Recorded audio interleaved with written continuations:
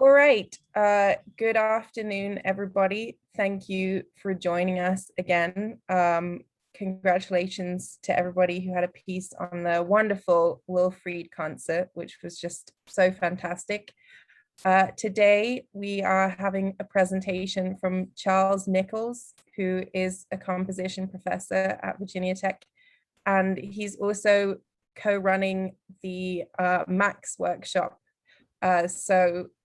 Yeah, welcome, Charles. Thank you so much for being here, and congratulations on your fantastic Spatial Forces premiere yesterday.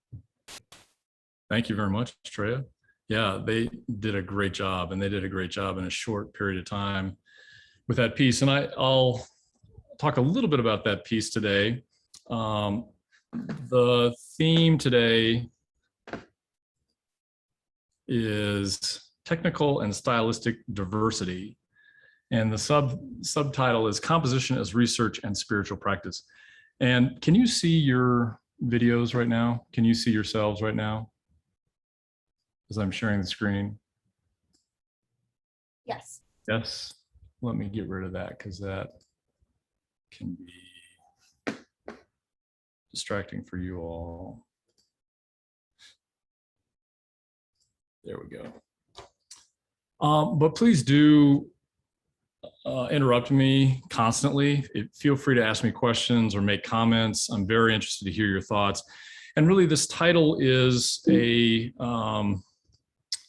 general topic that runs through my work. So every time I give this talk each year, I try to think about what am I concerned about right now. So for the past 2 years, it was popular music influences in my work. And so I gave kind of an overview of all of the fusion and prog rock and technical metal and folk and bluegrass and all of the styles of music that I enjoy listening to, and then how those have leaked into my composition.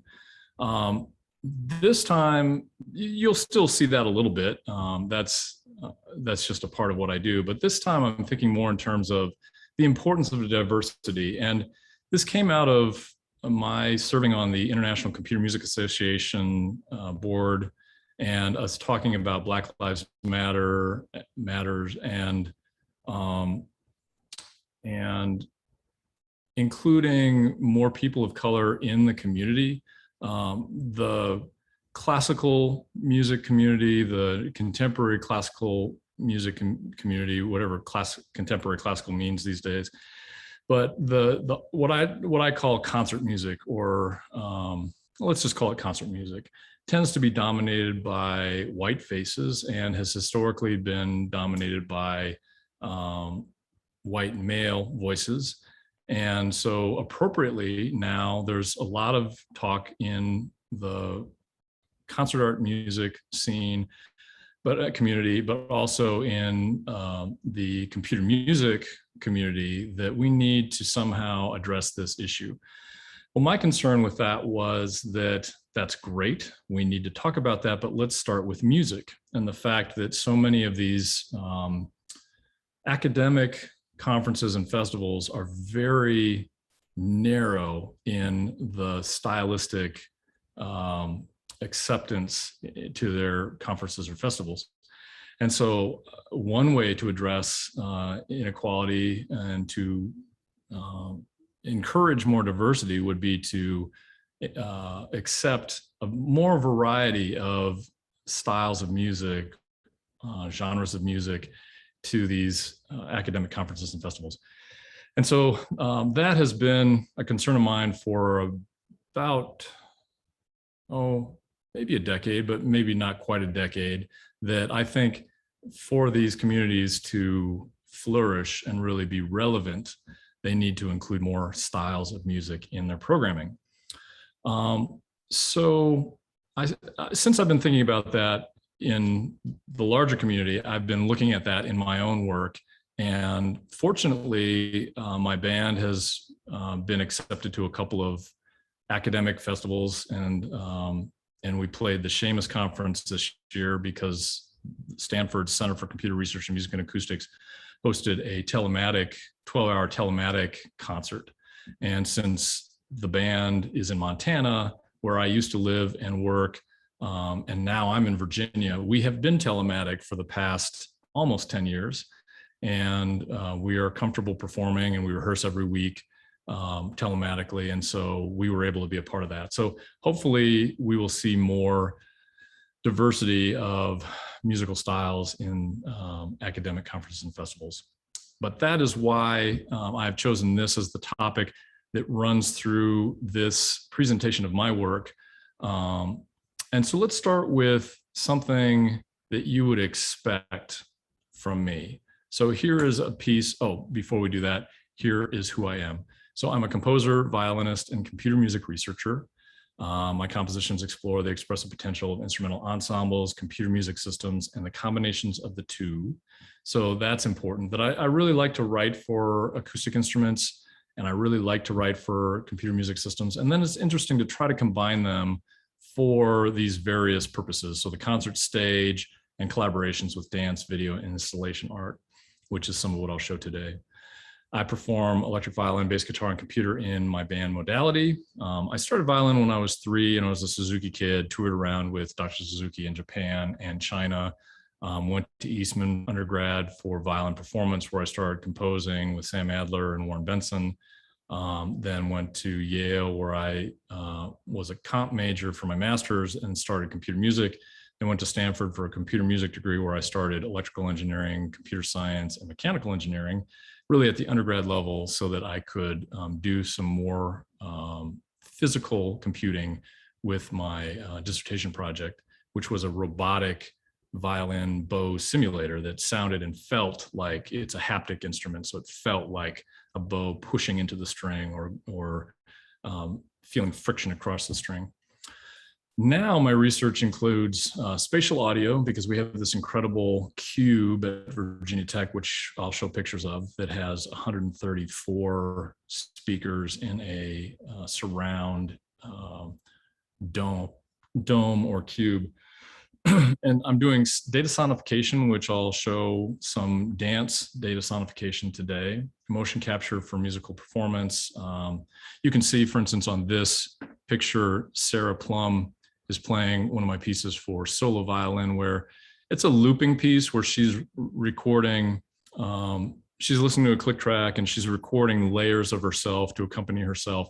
But I also built this Arduino Bluetooth accelerometer interface that captures her natural bow movement and serves really, since the piece has a lot of bariolage in it, it's inspired by Vivaldi, who was the first metal performer. And so it's kind of a cross between technical metal and Vivaldi.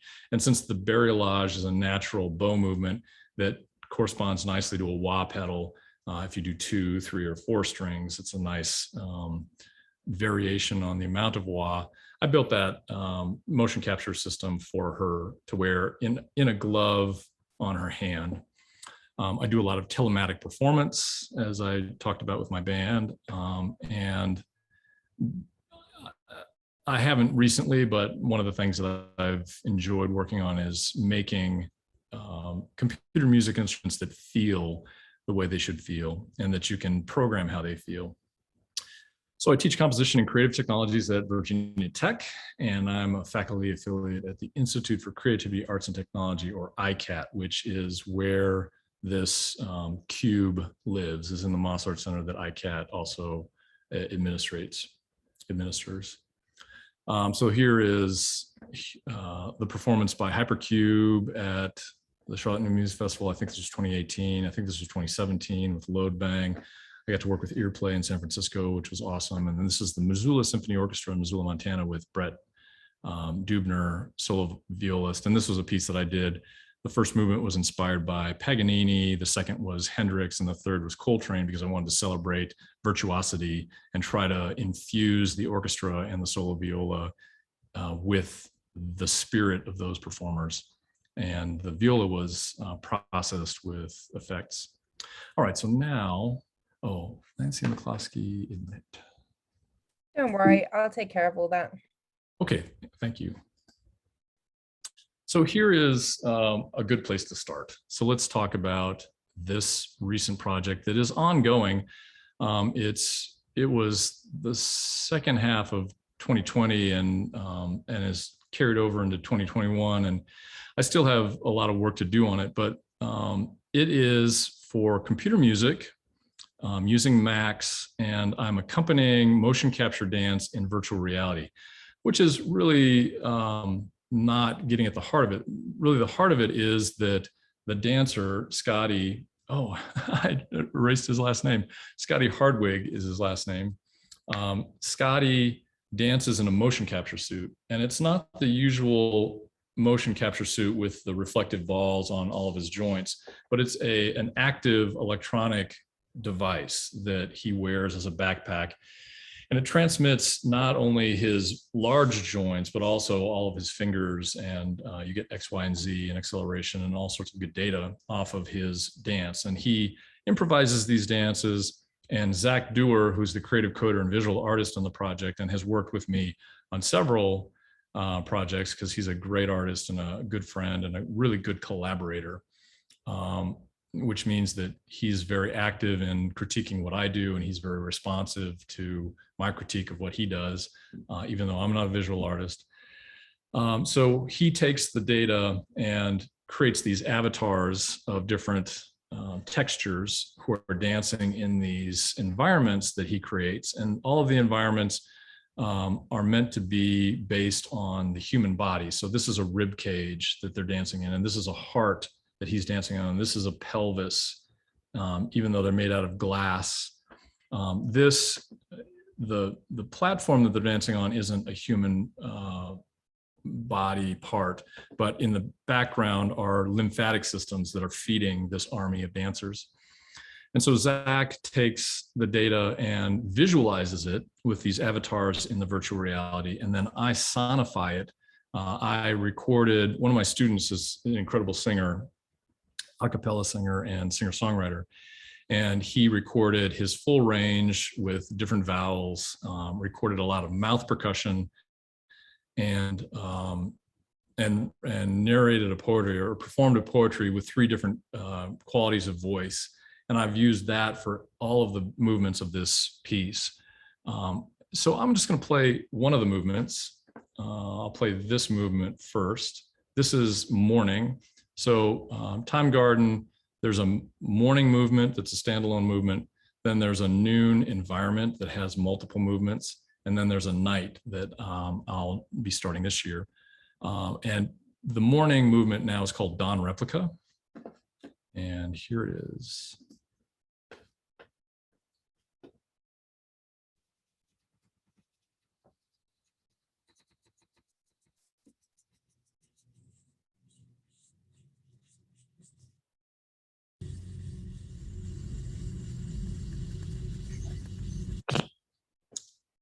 Let me reshare and share stereo audio and optimize for video. It won't let me optimize for video for some reason.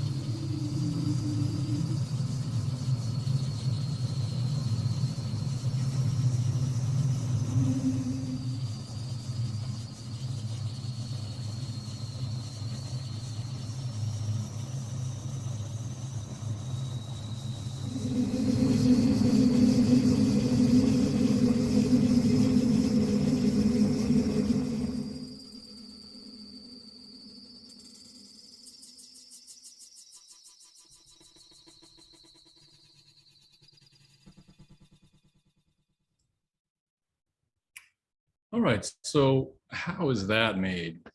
Here's a max patch, and here is a Unity script. And the Unity script is a little, oh, did it just crash?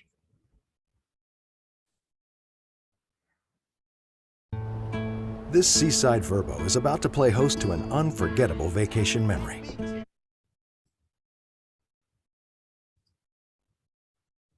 Great. So this is a little environment made in Unity, and this is the recording of the dance. This is the next movement that I'll play. And this is the data from the dancer. And then it's also sending me the data from the dancer for the 5 dancers that are embedded in this one animation. You can hear that I'm using it to trigger different sung and percussive vocal samples.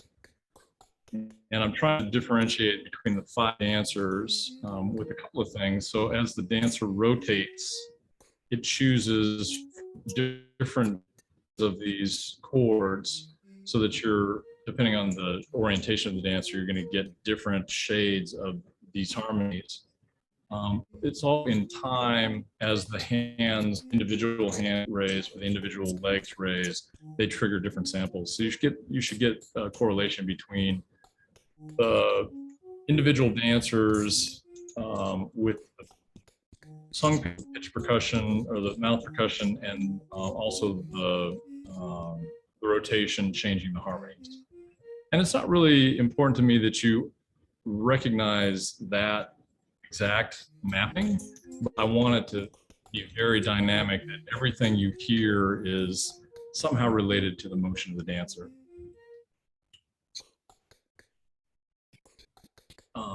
And so that one looks and sounds like this.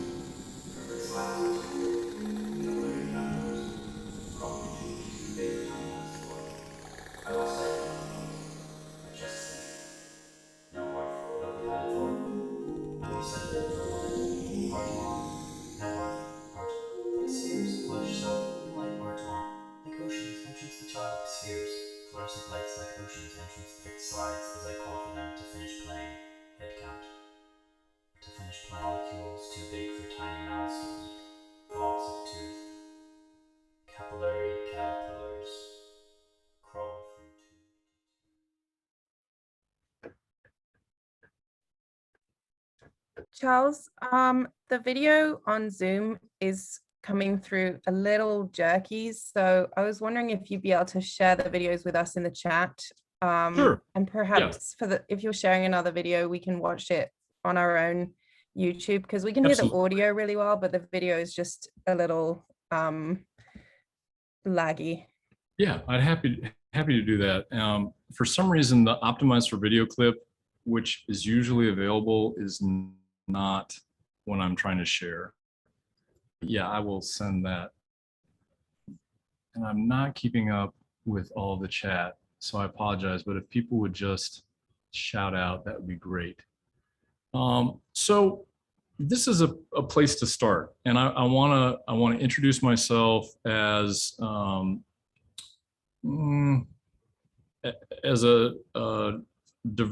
composer of a diversity of music, but I want to start here as a point of departure, and let's accept that this is music that is readily accepted at academic conferences and festivals, especially computer music conferences and festivals. They've been very excited about this work, and I'm glad. I'm very happy about that. But I want to write music that isn't just enjoyed by people in computer music conferences or just enjoyed by composers. I want to write music that can be enjoyed by everybody. And even in this kind of music that is so technical, I want it to be more of a magic trick. I don't want them to have to know anything about the technology, and I don't want them to be indoctrinated in any way in the aesthetic. So even though those are two very different movements of this overall work, I'm hoping that, and I'd be very interested to hear what you think, the accessibility of these pieces. They're weird, that's for sure, but hopefully they're accessible to people that aren't composers. And what do you all think about that? I think that's a great goal. That's definitely something I have as well, is to like not just share it in a sort of academic kind of sense. I feel like you put it really well when you were talking about not just a certain type of group, but for everyone to enjoy, because music is, I don't want to say music is universal, of course, but music is something that everyone can enjoy. And I think that's a really great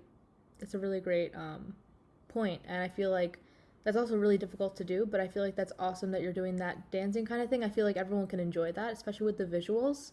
Like I know dancers can enjoy that. People that know coding can enjoy that. People that just appreciate pretty sounds, because I mean, it sounds really pretty. So. Well, I really appreciate that. I appreciate both the encouragement and the critique. And it's exciting to hear that you're trying to do the same thing. And I imagine that many people are, because my students are not interested in writing very angelic. They're more interested in scoring for film or for video games, or writing singer-songwriter music. So so I appreciate that. The next, did anybody else have anything to say about that idea or the success of those attempts at making accessible computer music? I have a comment, observation. Beautiful. And I think obviously one thing that I mean, both these excerpts include is visual, obviously. So right. That can help almost, and your tonal spectrum. Even the first one, which was kind of more ambiguous than the second one, nevertheless, primarily consonant, not just consonant sonorities, but the timbre of the sounds themselves have sort of like soft envelopes, and so it's all, you know, it's not a bunch of sawtooth wave kind of right. So there's an accessibility that I think that would transcend, you know, aficionado as well as layperson. I wonder about one thing, and whether you've thought about this. I mean, you mentioned, for example, the conferences. The last Seamus I went to, there was I don't know, 9 concerts, and more of them do include video. I mean, it seemed like probably 40%, maybe 50% of the pieces now in the world of electronic. I mean, there's so many different terms that people use for that. I stick with the old-fashioned one, electronic music. Whether it's fixed media or live or includes video of some sort. The thing that I do think about is that the quality of the video in many pieces in like a Seamus setting does not match the quality of the music. And I don't mean, I mean strictly in like production. The music is at the highest level because it's made by these professional composers. But I think a lay person like my kids, they sit there and they see all these videos and they're so used to CGI in 2021 being at a level that is 100 times slicker and more produced, that it actually blocks that they can't get past that. They go, this video looks like it's, from maybe Terminator 2 1990, Right. 31 years ago. And I mean, we are composers. I mean, you of course, you're not just a composer. You engage in all this stuff. But, have you thought about that? Like even the second video clip as I was watching, I was thinking, okay, this is really cool. I wonder what my kids would think. Would they think like it's really cool? Or would they, That would be a what's wrong great with the test. video? What is this, a rough draft? I mean, it could be 2 steps higher in the production. Even the dancers on that orb thing, it could be slicker, and maybe that would actually enhance the overall. That's interesting. There are a couple of things. There are very few composers who do good video because they don't have the training. And I don't do these videos. This is a video artist that I work with who does the videos. And he's using professional tools and he's very careful.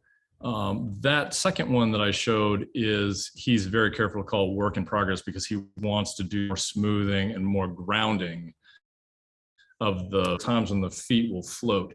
He's very happy with the first movement.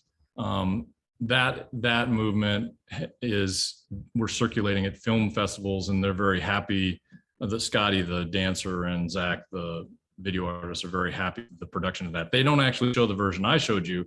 I show you the version I showed you because it does perspective audio, where when you elevate or when you move, you get different audio from different dancers. They show the ones that the film festivals show play the audio from just from the back to the front, which I'm fine with, but I prefer to hear the perspective as you're moving around the space.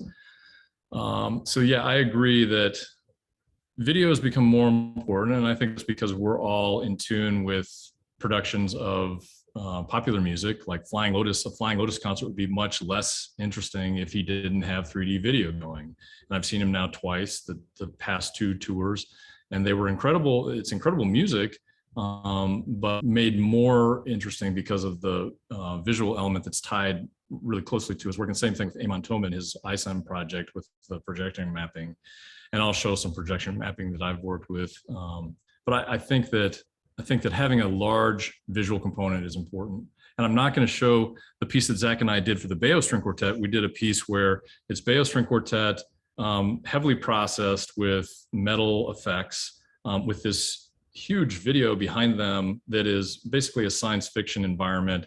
And you move through this kind of loose narrative through the 3 movements.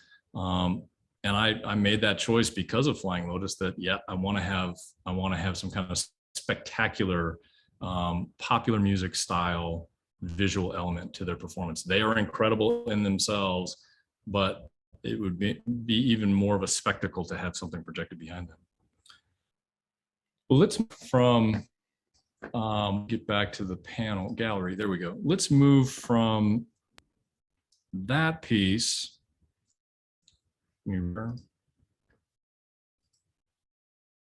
So that is a point of departure to now move to the complete opposite side of what I do. This is now a completely artistic piece, actually. This was premiered in Montana, Butte, America, by the fabulous Cascade Quartet, who are all living in the, oh shoot, can't think of the name of the city right now, but they're all Montanans. And it's commissioned by KBMF, which is a low power radio station there in Butte, started by Clark Grant, who is the guitarist in my band.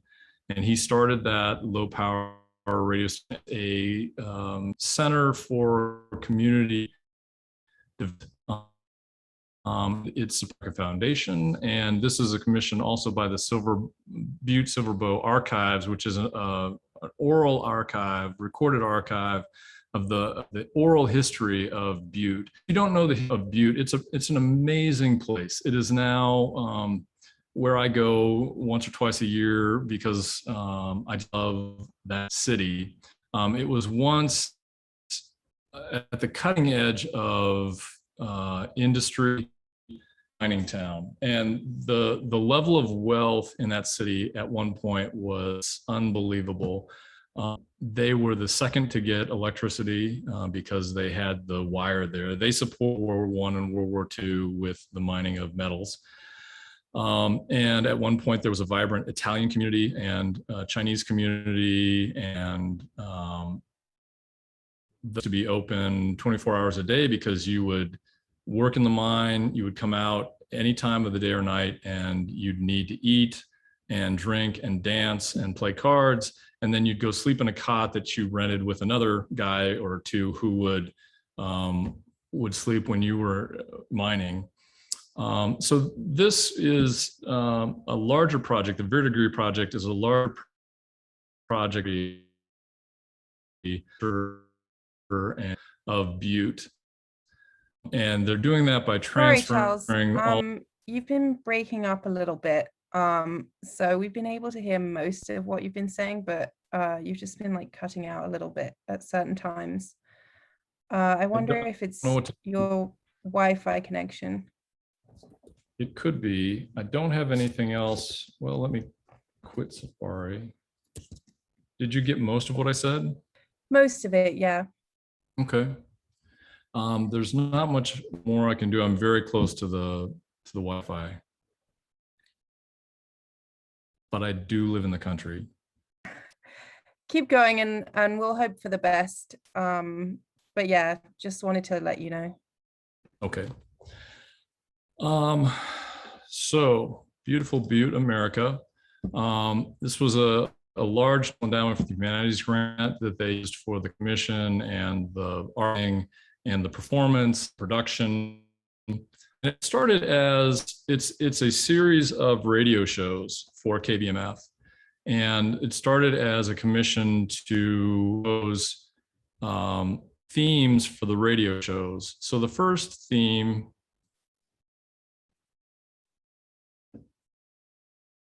this is the first theme, and it's based on Clark sitting in his homestead in Missouri with his dad, who's since passed. And his dad was noodling around on his harmonica. And Clark, because he is in music and in records it, so recorded this just, field recording of his dad playing.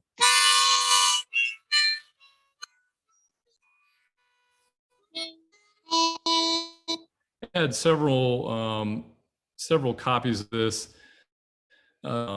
files that he had recorded of his dad, and he just sent them to me, and as I clipped out the more interesting parts and them, and then I played violin over them for these podcast themes. These are the kind of interviews that they're conducting, or that they're transferring to digital. And I can't share the audio from this program or it will crash, but hopefully you can hear some through the microphone. In 1970. 21 Nevada Avenue. Yeah. Where'd you go to school? Out on Basin Creek. So it's history of the city from the perspective of the people that lived and worked there. And so this is how I construct those podcast themes. This is little loops of the harmonica that I'm repeating over and then recording violin above that.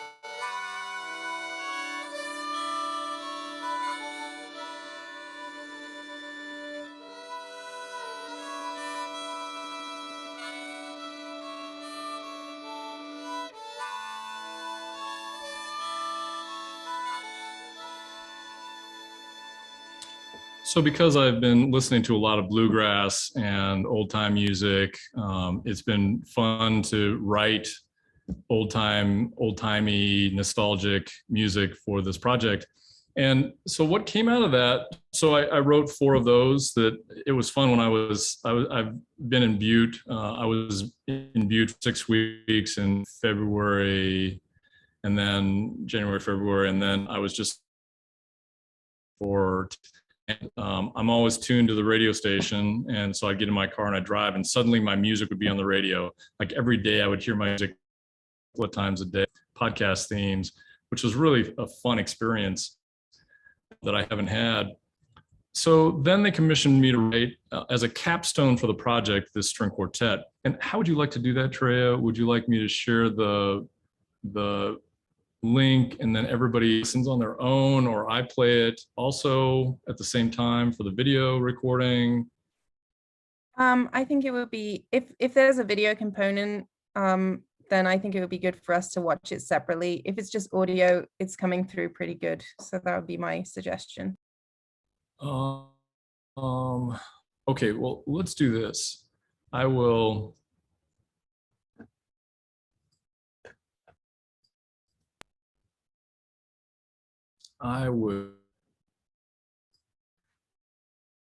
This link.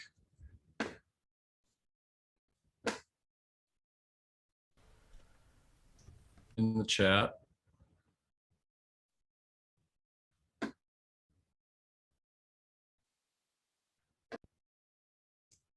There is the link. Did that go to everybody? Oh, sure. No.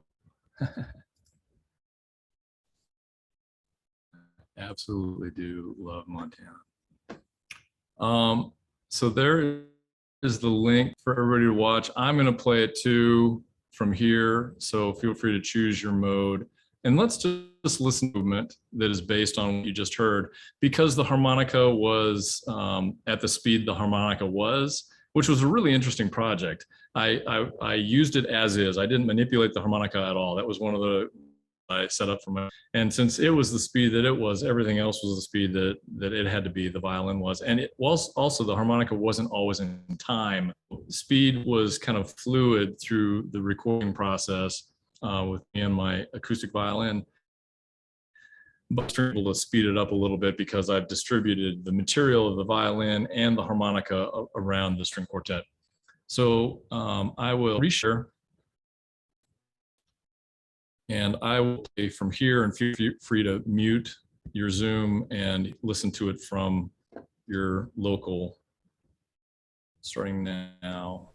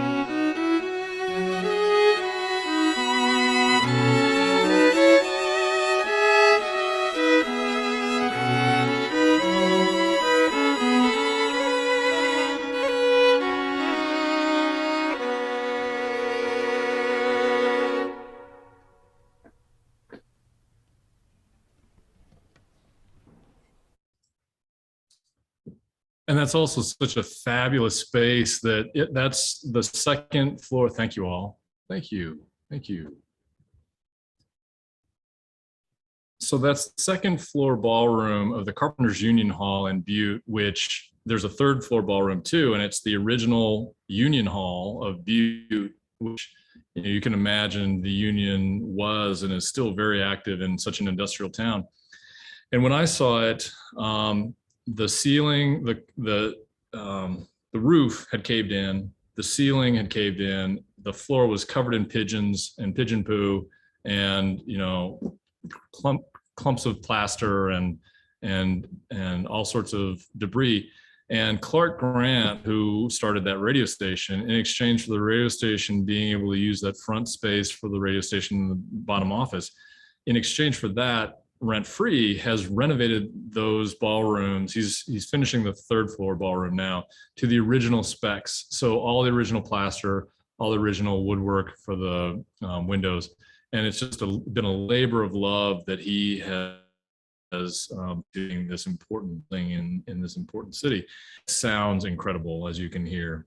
The only problem was that they recorded this in, and so the only heat source is that big industrial blowing fan heater that you find in like car dealerships. And so they would turn that on and crank it on for a few minutes. Then they quickly do a take, and then they turn it on and quickly heat up the room and then do a take. And fortunately, the strings didn't go too badly out of tune.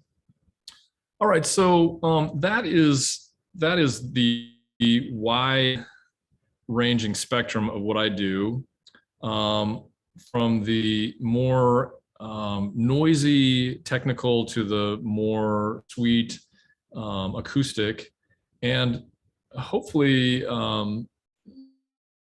some of the fun to write for the, I'd known Jessica 2 years here at the Charlotte New Music Festival. She has been a participant as a performer for the Max Computer Music Workshop, as a participant one of the years. And I wrote this piece using of airport codes as rhythms. And so Christy grew up in Nebraska, so her home airport at LNK, and now she's at Baltimore Washington International. So those are her two rhythms that I drew from for her. Jessica was in Bismarck, North Dakota, and now Charlotte. And I grew up in Sioux City, Iowa, and now I'm near Roanoke. So those are my airport codes. And so I use those as the rhythmic base for much of what they play. And then also the rhythm tracks, pieces for 2 live cornets and then 2 record, like that rhythmically support what they're doing. And what's great about this way of working, oh, and I should say, this isn't my idea. I was watching a documentary on Rush, and they were playing YYZ, and the rhythm is so interesting. And I was like, what is YYZ? Would that be a thing? Why would they name a piece YYZ? So I looked up YYZ just on Google, and it said, oh, that's airport code for Toronto. And I was like, oh, now that's interesting. And so I started to kind of free associate, and for some reason, da da da da da da da da da, you know, that rhythm of YYZ. I looked up the Morse code I, Y, and Z, and sure enough, it's Morse code that is the basis for that track. So I stole that idea from the great Banish, but just had a great time working this ensemble. And I just wanted to share that, very similar to looping the harmonica for verdigris, is how I looping arrivals and departures in Logic. And what's great about 3-letter code for every airport is that that gives you 3 rhythmic cells. You can use all 3 of them, or you can use just or your first. And that's the way that's one of the rules of the game that I played, that sometimes I was looping. So this is just 2 parts, this is 3 parts, these are just 1 part. And that made for some interesting overlapping polyrhythms. And it's also useful that 2 of the codes had B in them, so that the B rhythm would show up in different contexts. But that's really all I wanted to say about that. Somebody had a question that they want out, since I'm not looking at the chat. All right. So I wanted to talk some about my band, because my band has really been instrumental in me comfortable with this, that number one, you can do a variety of different things.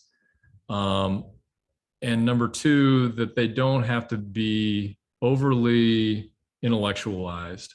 And I also want to give credit to David Maslanka, who, the great composer of band music, mostly band music and some chamber music, that happened to live in Missoula, Montana. And he always talking to me about this idea that need your ego in your work, that you could get closer and closer to the source the further away you got from your ego. And, you know, when he talked about this, it wasn't in a meditation practice, and it really didn't make sense to me. The meditated, and the more that meditation has become a part of my compositional process. And I should say that since I started violin at age 3, music is my spiritual practice. I just didn't know it at the time. It was both my spiritual and physical practice. But now that I've, for the past more than a decade, have had a practice of meditation that has informed my composition, I finally get what Dave Maslanka had been saying about needing to get rid of your ego in composition. And the string quartet, I was so unconscious writing that piece that I don't really remember. It's a great sign. And I also wanted to say that you may think, well, how can the dance piece possibly be a spiritual practice? Because it's all technical. It's all programming and tweaking parameters. But if any of you have enjoyed a new guitar effects or a new synthesizer and have been playing with the knobs and dials and listening to the sound, and then you realize, oh, it's 2 hours later, you know how meditative it can be to tune a system and really be listening to the aural results of interfacing with this machine. So I really do consider dance pieces part of their practice. I know that while I was working on them, I was half conscious, even though I was interfacing with the computer. Anyway, modality, super important to my development as a composer, and I highly recommend finding yourself some kind of ensemble to play with regularly. It was great that when I went to the Schoenberg Museum in Vienna, they had a picture of him playing in an old dance band. And that he would even do that. But the two keys for me to understanding him as a composer are that he loved games, and he invented at his allied a 4-person chess game that had a piece and an airplane piece, and different rules of how to play. And they had some of his other devices that he created in the replica of his office. But the fact that he loved games and that he played in this dance band really unlocked for me a view into him as a composer of what I think to be very organic and spiritual and rich music, not at all what you would think of when you say the word serialism. So not that I'm comparing myself to Schoenberg, but I like that tradition of some kind of incubator for working out ideas. And Modality has been that for me. It's been a real joy to play with these guys. None of them are traditionally musically educated. Well, I should say they are not academically musically educated. They're all college radio guys, and so they know just a ton more music than I do. And that's been really fun for them to bring that to the band. It was really the three of them were in a band, and they, two of them took my recording class when I taught at the University of Montana in Missoula. And so they recorded an album, and they thanked me on the album. They brought it to me, and I said, "Hey, can I sit in with you guys?" And then I just never left. And it's been a wonderful 10 years now. Since I moved to Virginia, we've had to go online. And so we've used Jamlink, and then Jacktrip, and then Jamkazam, and now we're using Sonobus. And what was fun this last year is we performed for a festival in England, and then we performed for a festival in St. Petersburg, Russia. And it was easy because we had already used that technology. This is what my setup looks like when I'm streaming our shows to wherever we're streaming. And then, like I said, we played for Carm at Stanford, which was a delight. I was gonna point out our Bandcamp page if you're interested to hear more of our tracks. I've been on these 3 albums: Under the Shadow of Red Rock. This is a split with another band. Megacycles is their audio only album. And then we're recording our 3rd LP together, our 3rd full LP together right now. Here is a track, and let's just listen to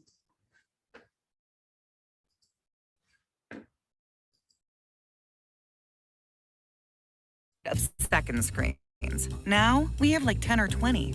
That's why. Listen, just the first few minutes of this. This is a looping. So I learned from the looping violin piece, and from, actually, I don't know where it started, but looping, which I've used in my classic or my concert music, is also a big part of what I do now in Modality. It's all in a max patch. The max patch is what has been great about Max. Oh, it's not open. What's been great about Max is it lets me connect any kind of technology with any other kind of technology. So I have all sorts of effects and synthesizers embedded and loopers embedded in this one patch that is my rig. So I don't have to bring all this equipment. So here is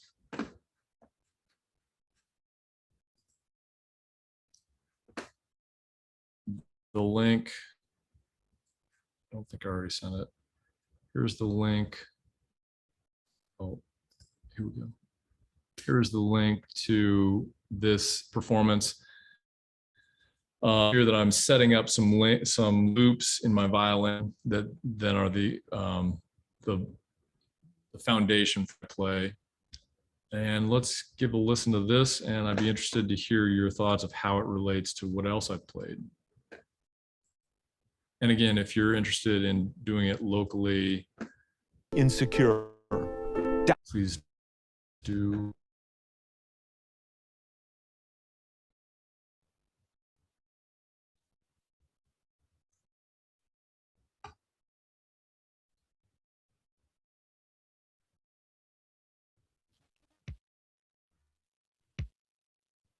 should also say that Jay does the video devices for the drum tracks.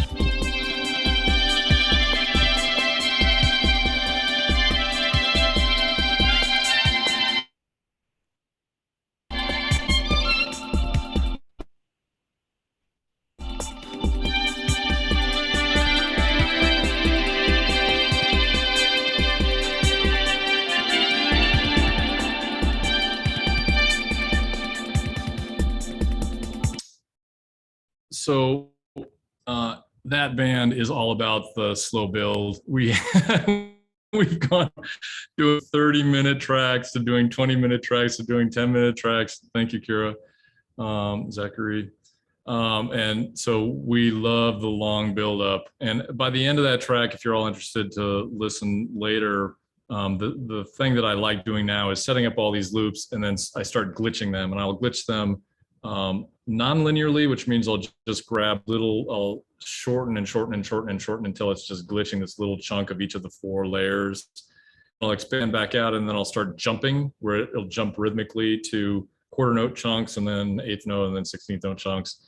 And that just provides a lot of, oh, thanks, Phil. It provides a lot of intensity or development to the track. All right, so back to the presentation. I wanted to say that the way that I've worked with them has changed the way that I work my own. So the way we work is we record everything. Yeah. So we record everything. We just improvise freely every Tuesday we meet, and we record everything, and then we listen to it together and harvest material and talk about a structure and try it, and then another structure, and then try another structure, and then we'll record it and we'll move stuff around. And it's gotten me out of my classical training headspace of things needing to be right, or things needing to be perfect, or things ever being right or perfect. You know, that they're always malleable until you press the vinyl and then you're done. And then it'll even be different next time you play it live. So that's been a real joy for me. And it's changed the way that I make some of my work. So when I was in Montana, I had this great collaborative project that was a National Science Foundation grant. And if you know who are doing interesting research, it's worth talking to them about applying for this NSF grant, because it is specifically for translating their science into art. And so we got a chunk of change so that I could hire a poet that I've always wanted to work with. He's a cowboy poet in Missoula. He used to drive truck, and he's just a great poet. And a choreographer on faculty, and a visual artist that works in the area. Now she's in Colorado, but she makes this animation. And we were projecting down on this large scrim that the dancer was in as a skirt, and she was under it, manipulating the projections as we were projecting down on her and behind her. And so that was all a structured improv that was influenced by then I danced here where I was playing looping electric violin. I had a looping mandolin part, a looping another poet on faculty, Erica Meitner, who's this incredible observational poet here. And I looped her live performance. And again, it was a structured improv. I did one for Will Lang from Load Bang. He's an incredible solo trumpet player, or trombone player. And I did him in the cube, where he was just building up all these layers. And then I did it for our laptop ensemble here, did a graphic notation score with a tap dancer, amplified tap dancer, who was doing motion capture to move the sound around the space. Laptop orchestra was playing field recordings from New York. So improvisation is a great way to, I just had a great lesson with Josh today, and he had a graphic notation piece. It was so successful. It's just a great way of getting your ideas down and playing with them. And so that's what we do in reality. Is it's text notation, which everything's labeled according to what we agree on the labels, and we just lay it out in text. This is one of those odd structures that I did, and it turned out to be with traffic scientists at Virginia Tech who were interested in tuning traffic musically to see if we could control more, and I know it sounds like a pun, but it's really not meant to be, more harmonious traffic. And it comes from this interesting guy, Monasir Abbas Mati, is an oud player. He's I don't want to say it wrong. I'm pretty sure he's a oud player, and he's in an ensemble with Annalise. Annalise Thomas is our canoon player. And so we set up this system with Chichao Wang helped program the system where we put different notes, attached different notes to traffic signals at these intersections. And I built the system in Max where it was tracking our amplitudes and our frequencies. And so if you played a particular note loud enough, long enough, it would trigger this traffic signal to let traffic through. And so at the same time, we were listening to the traffic coming into sections, and as they would come in, it would trigger a pluck sound. And if it stayed there long enough, it would be a bow sound. So we are improvising with the traffic in order to control the traffic to make it more smoothly flow through the intersection. And it was a pretty interesting, again, science-funded project with some pretty strong success of, yes, you're able to hear traffic clearly and you're able to control it with music. We're continuing this project. Monty just applied for another NSF grant for us to continue to make it more of a game system. I wanted to say this is funny. So this is a tune that I composed for my high school jazz trio. So I fusion trio, and it was bouncing around in my head. So I brought it to Modality. We made it a Modality track that we still haven't put on a recording, but then I orchestrated it for jazz band. And so that's been really fun. You know, the band has been this gateway to me accepting my earlier work and reworking it for another context.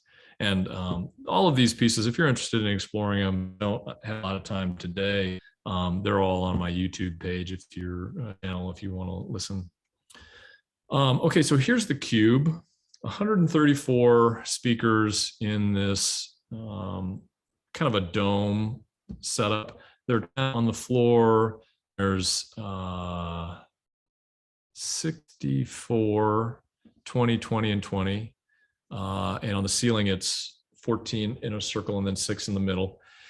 In addition to that, we have flexible projection for multiple projection. We now have surround video, and that can be 3D if you want to use the glasses. Surround audio and video. And then I'm 3D printed these little rings. Thinking back to when I was a kid at Halloween, how you'd get the little spider rings. And I thought, well, wouldn't it be great to have a dancer wear one of those reflective balls and be able to let the motion system track that, be able to move sound around the room. I've used that when the band came out. We played a show in the cube and surround and immersive, a couple of improv dancers. That picture might be, yeah, there they are.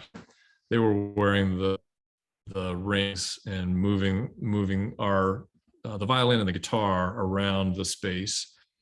And then here's this piece was in the surround video, and we used again for one of the movements. Zach again was doing Zach Dewar was doing the video. One of the movements, as she would move the rings, the layer that was including the video, she was uncovering the motions, adding the sound around the room, and that was pretty effective correlation. So the cube's been fun to play in with the violin piece that I've already taught, Sarah Plum's violin piece that she then went on, and we performed it at 16 other venues, which was really a great run of shows with her. I did this piece with Steve Bakke, who was my undergrad roommate at Eastman.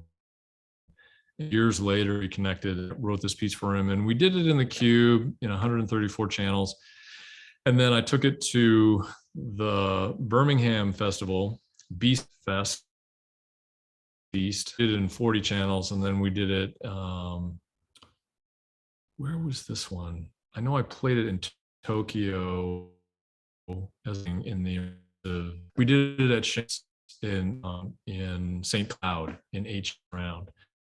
And that was a piece inspired by technical metal. It was very noisy. And he was delighted to play heavily processed gent metal through his bassoon. This is the dance piece that I was talking about earlier, What Bends, for electric violin and interactive computer music and performed poetry and motion capture dance, animation, process video. And I just wanted to talk about collaboration a little bit. Collaboration has been, since the band, collaboration has been more and more interesting to me. And collaboration at Virginia Tech is encouraged because we're very interested in cross-disciplinary, transdisciplinary research. here's her with the rings on her fingers, the earlier version, as she's erasing the video. Is everybody still there? Y'all still there? Okay. It's so weird doing Zoom. Our world. Okay, so you always get something out of collaboration, whether it's entirely successful or entirely pleasant. You always get great musical and personal growth through collaboration. So this was a collaboration with a poet that I already knew I could work with, a visual artist I already knew I could work with, and a dancer I hadn't worked with before. And then she brought on 2 other dancers who I hadn't worked on before. And we really worked hard at making this 30-minute piece truly a collaboration. Oftentimes, collaboration is maybe one person will want to direct the whole thing, or maybe you all just decide, well, we're just going to make our work and we'll cobble it together at the end. But whenever I do a collaboration, I really want to participate in every aspect of it, and I want everybody else to too. So this was a good example of that, where I've since worked with and Zach on a number of pieces, and Erica, Zach, and a singer who I've always wanted to work with here are doing a piece with a social scientist who is interested in how to develop consciousness. And in particular, right now, she's interested in gender studies, and even more in particular, because of her attachment to the Center for Communicating Science. She's interested in how children develop their ideas of what a scientist is through their exposure to media and school. And so the sad fact is that most girls start out without really a clear definition of what it means to be a scientist. And then by the time that they're in middle school, say, not only do they not want to be a scientist, but they think scientists are old men working alone in labs.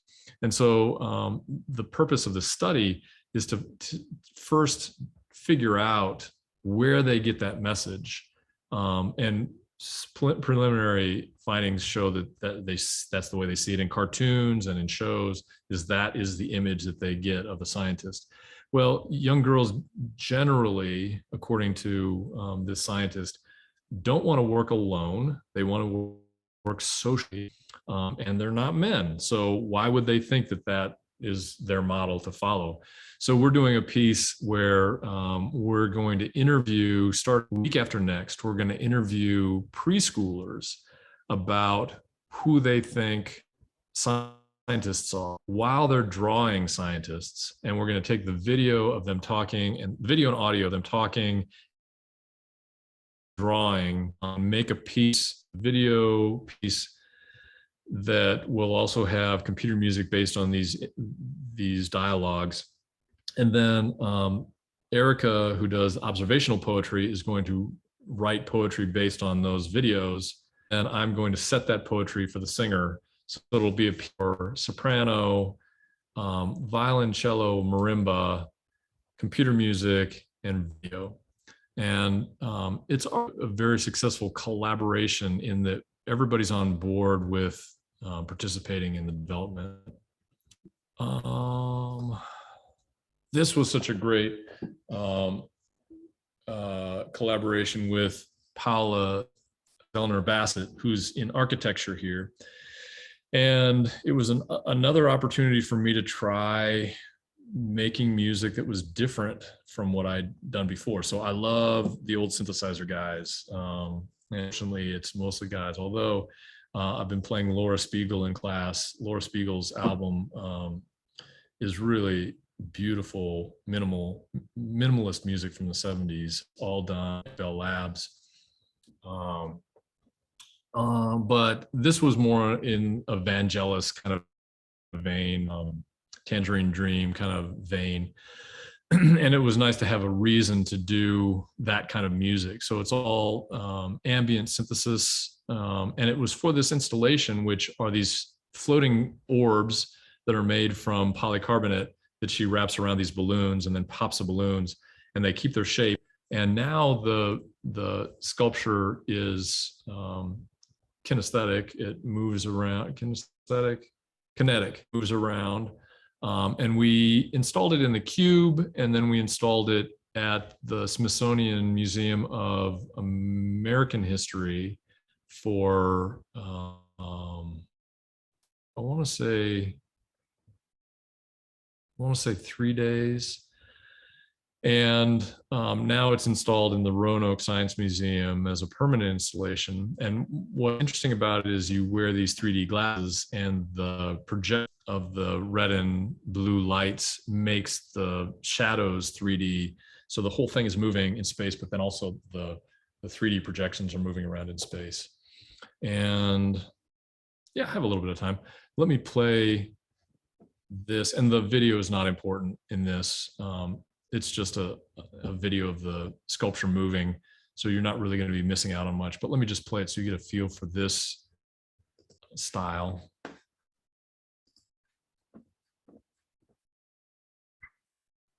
We're calling this the new $1 million stimulus program. It's a brand new program that is paying.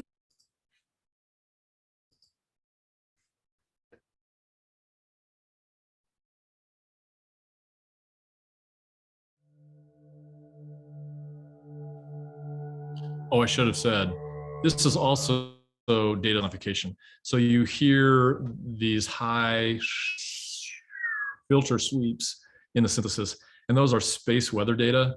So I took space weather data of solar flares as a data stream and attached them to the filter sweep synthesis.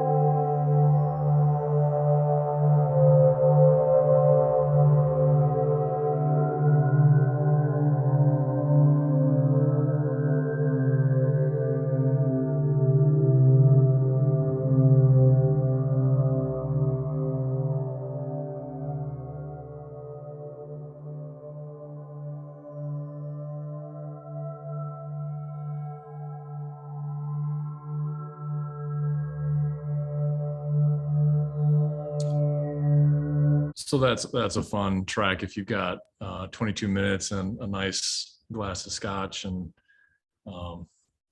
just headphones. It's a nice meditative piece. So wrapping it up here,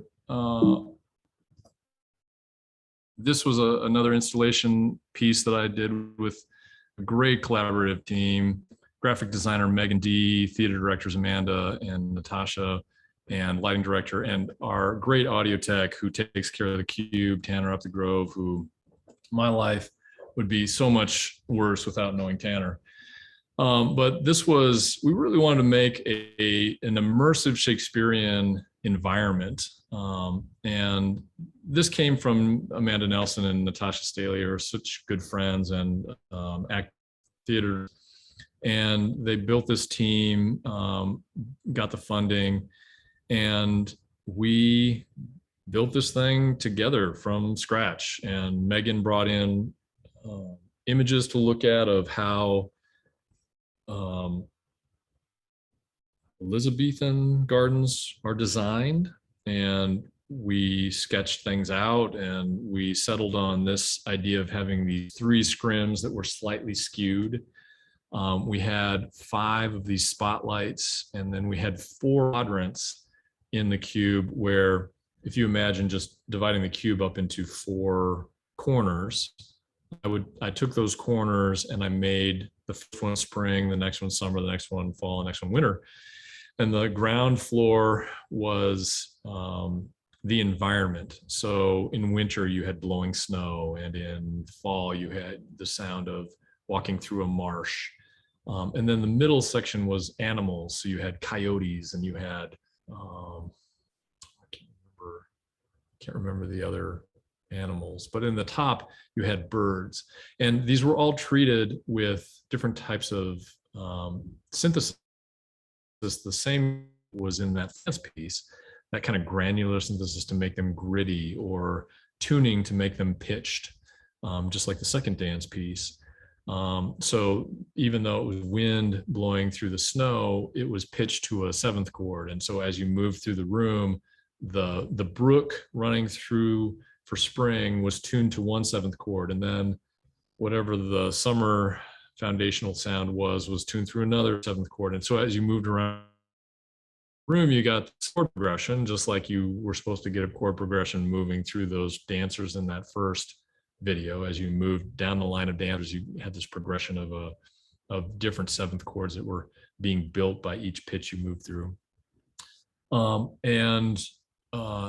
Then as you moved into these spotlights, we had these, what they're called spotlight speakers, that would project just to that position where your head was, performed poetry of Shakespearean sonnets and other poems. And so you're walking around looking at the projected, and this is dynamic, and this is worth looking at the video. There's my cursor. I'll put that in the chat. But this is dynamic projection onto these scrims. And so you're walking around looking at these scrims, and as soon as you step into the spotlight, suddenly you hear this performance of these student actors. And then superimposed on the natural environment of all the seasons that I put in the corners was Tuck and Fairy chasing each other in these parabolas as they were doing part of Midsummer's Night Dream, which would pop in randomly. And again, this was controlled with Max, triggering different sound files. And we had this up for, again, I want to say a long weekend where it just ran for that installation. And then we took it again to the Smithsonian American History Museum, where it ran for a much smaller version of it ran for 3 days there. And here is that video. Grammarly can help you write quickly and confidently. And I'm coming up to time here pretty quickly, so I keep doing that. Here is that link, and I'm just going to play just a few seconds of it, just so that you get an idea for the sonic landscape.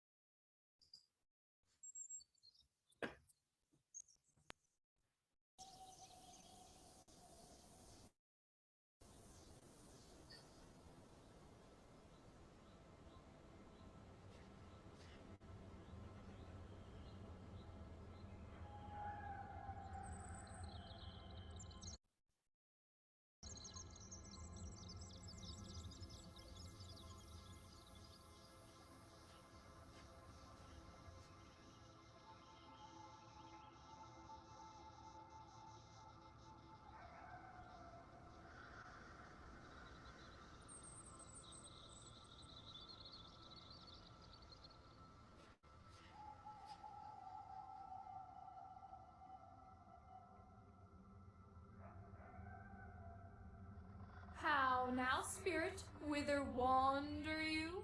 Over hill, over dale, thorough bush, thorough briar, over park, over pale, thorough flood, thorough fire. I do wander everywhere, swifter than the moon's sphere, and I serve the fairy queen to do her orbs upon the green.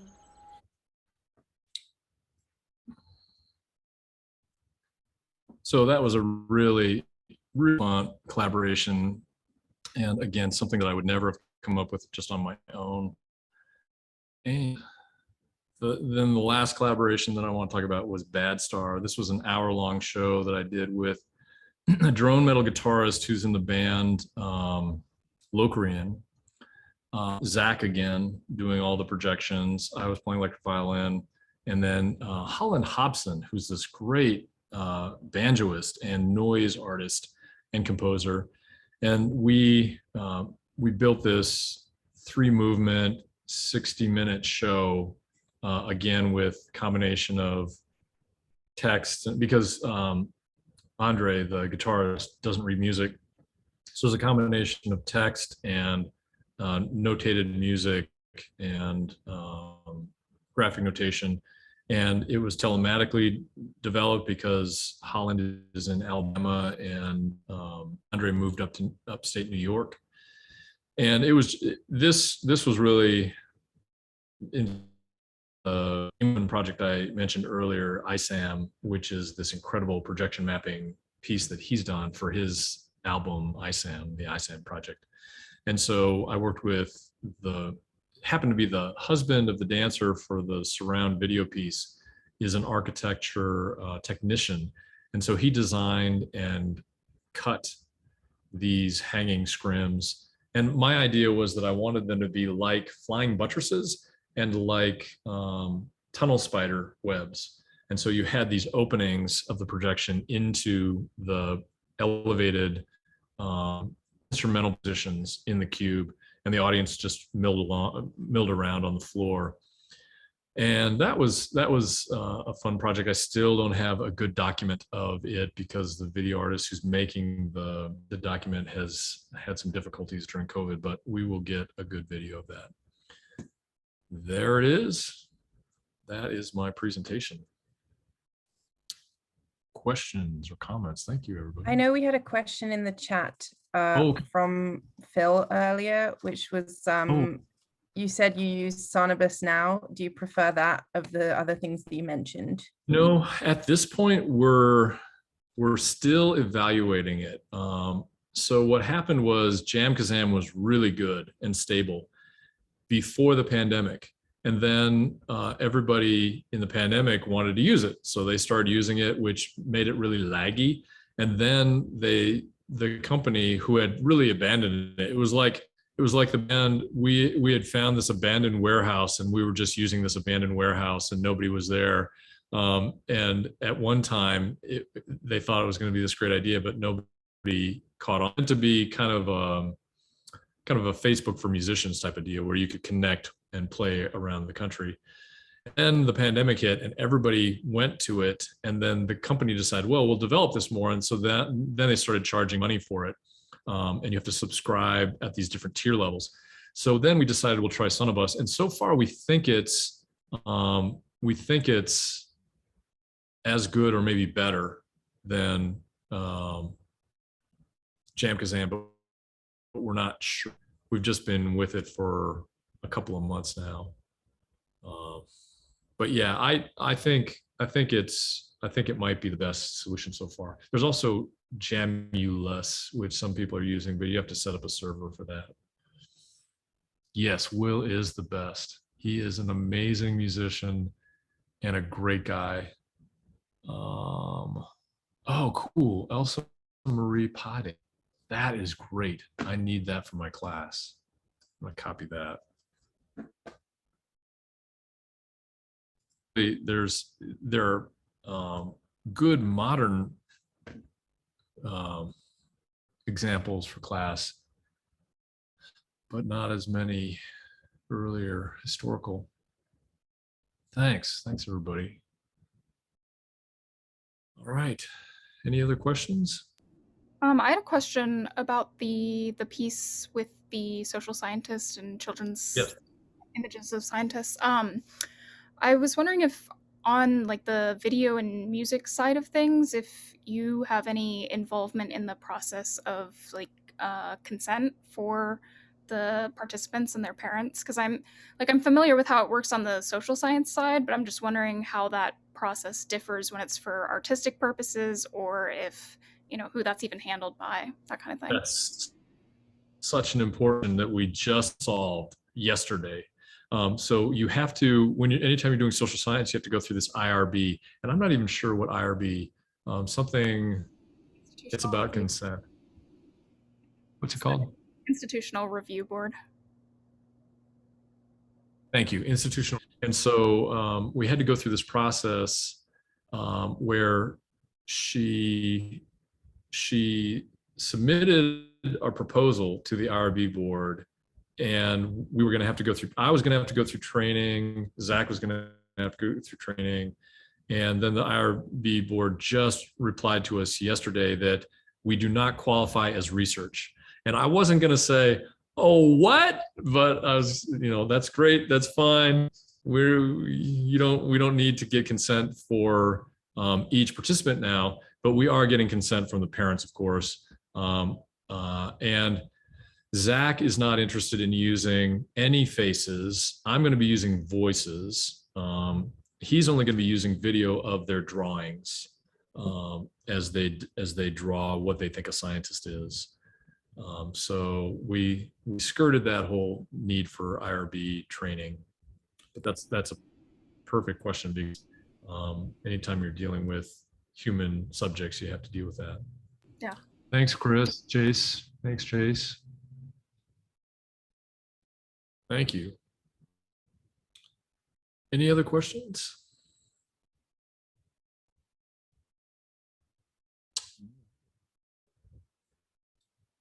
Well, then I will let my puppy out of his crate, take him for a walk. He has been very patient. Thank you so much, Charles. Thanks for sharing such diversity of music with us. Really, really great. And I put Charles's YouTube channel in the chat, but I'll also put it in the Discord for anybody who can make it to the presentation. We have another presentation coming up at 4 p.m. with Space Pants. So if you're able to make it to that, that's going to be good too. And yeah, thanks again, Charles. This was really, really interesting. And I'm definitely going to check out a lot of those videos afterwards as well. Thank you. Thank you.